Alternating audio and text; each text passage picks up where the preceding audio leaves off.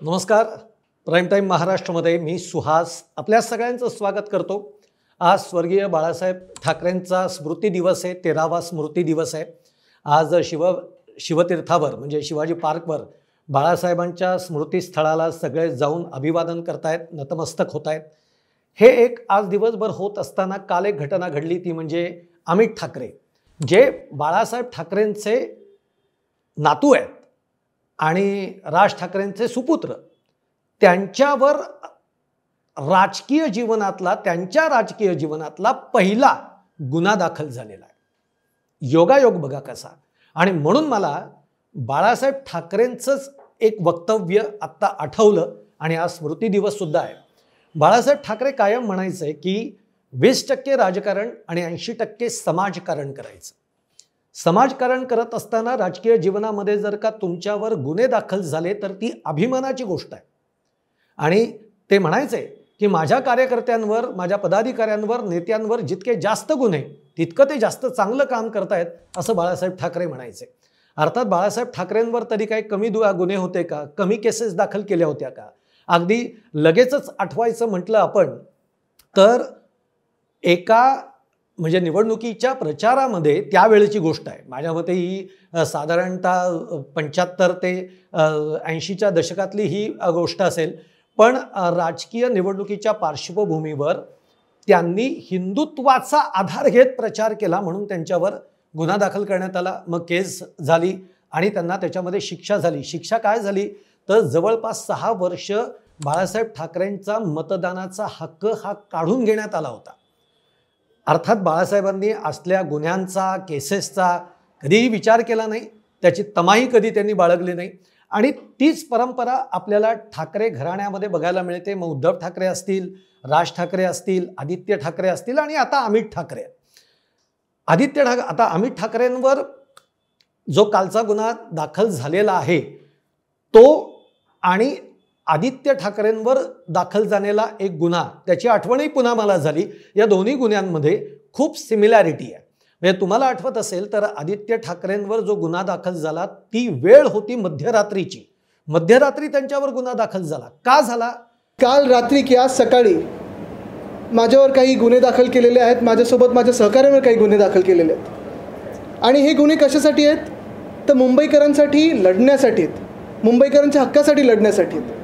एक तुम्हाला सांगतो, जी काल माझ्यावर गुन्हे दाखल केलेत आज सकाळी जी केस झालेली आहे, माझी ह्याला एकच साधी सोपी रिॲक्शन आहे की मुंबईकरांसाठी आणि महाराष्ट्रासाठी लढत असताना जर माझ्यावर असे गुन्हे दाखल होत असतील तर आज माझ्या आजोबांना अभिमान असता असे हे गुन्हे दाखल झालेले आहेत. मी पुन्हा एकदा सांगतो, म्हणून मला बाळासाहेबांचं हे वाक्य आठवतं, ते म्हणजे सामाजिक जीवनामध्ये तुम्ही 80% काम केलं पाहिजे.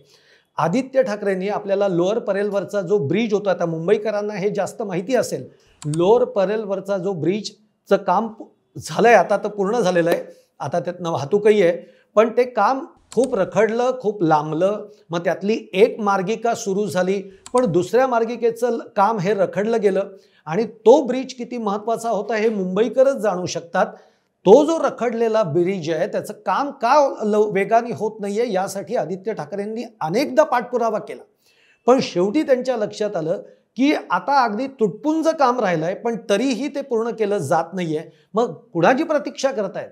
म्हणजे उद्घाटनाला कोणी तुम्हाला मिळावं म्हणून प्रतीक्षा चालू आहे की काय? आणि असं असताना आदित्य ठाकरेंनी आपल्या शिवसैनिकांबरोबर रात्री जाऊन त्या ब्रिजवर त्या दुसऱ्या मार्गिकेचं उद्घाटन केलं आणि तो ब्रिज जो आहे तो नागरिकांसाठी खुला केला, वाहतुकीसाठी खुला केला. आणि यासाठी आदित्य ठाकरेंवर मध्यरात्री गुन्हा दाखल करण्यात आला होता.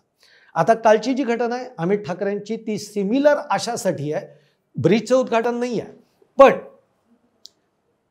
नवी मुंबईतल्या नेरूळ भागामध्ये छत्रपती शिवाजी महाराजांचा एक पुतळा हा उभारण्यात आला. तो उभारण्यात सुद्धा का आला तर तिथल्या स्थानिक लोकांची ही मागणी होती की छत्रपती शिवाजी महाराजांचा पुतळा इथे असावा. आणि त्या पुतळ्याचं काम पूर्ण झालं. 4 महिने, आता जवळपास 4 महिने झाले तो पुतळा पूर्ण होऊन, पण तो पुतळा फडक्याने अजूनही बांधून ठेवलेला आहे.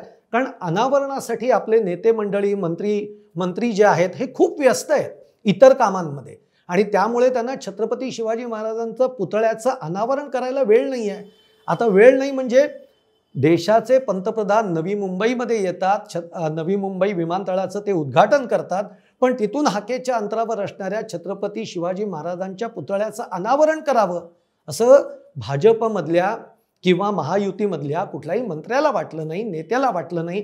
आपले मुख्यमंत्री असतील किंवा दोन्ही उपमुख्यमंत्री असतील, हे सातत्याने नवी मुंबई परिसरामध्ये जात आहेत, त्यांचे अनेक दौरे होत आहेत.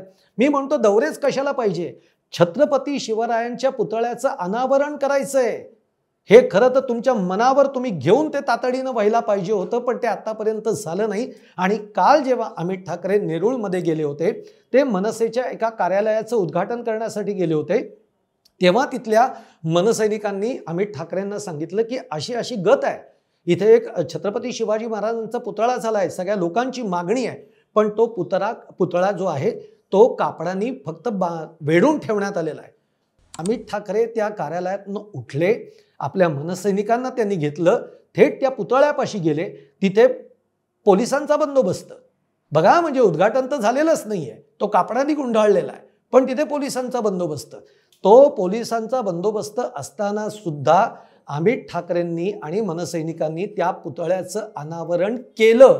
या प्रसंगाला पोलिसांमध्ये अमित ठाकरेंमध्ये बाचाबाची झाली. बाचाबाची नाही, तिथे काही काळ तणावाचं वातावरण सुद्धा राहिलं आणि शेवटी अखेर अमित ठाकरेंनी त्या पुतळ्याचं अनावरण केलं.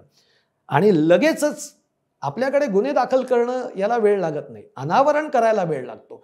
तातडीनं अमित ठाकरेंवर गुन्हा दाखल झाला की अनावरण होण्याच्या आधीच अशा पद्धतीने घुसखोरी करून ते अनावरण करण्यात आलं वगैरे वगैरे, जे काही कलमं लावली असतील.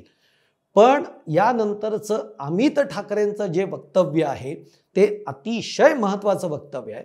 अमित ठाकरे असं म्हणाले, शाखा उद्घाटनासाठी आलेलो आणि मला कळलं की महाराजांचा असा पुतळा 4 महिन्यापासून धूळ खात बसलाय, जो लोकांसाठी, लोकांच्या आंदोलनामुळे, लोकांच्या मागणीमुळे जो झालाय.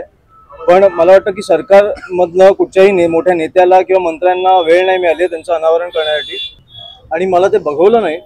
म्हणून आम्ही आज, मला वाटतं की माझी पहिली राजकीय केस किंवा जे काय आहे ती महाराजांसाठी असेल तर मला खूप आनंद होईल त्याचा. की जर का छत्रपती शिवाजी महाराजांचा सन्मानाचं काम कुठलं जर मला करायचं असेल आणि असे जर काही अडथळे येत असतील, तर मग माझ्यावर किती गुन्हे दाखल करायचे ते करा, मी ते काम पूर्ण केल्याशिवाय थांबणार नाही.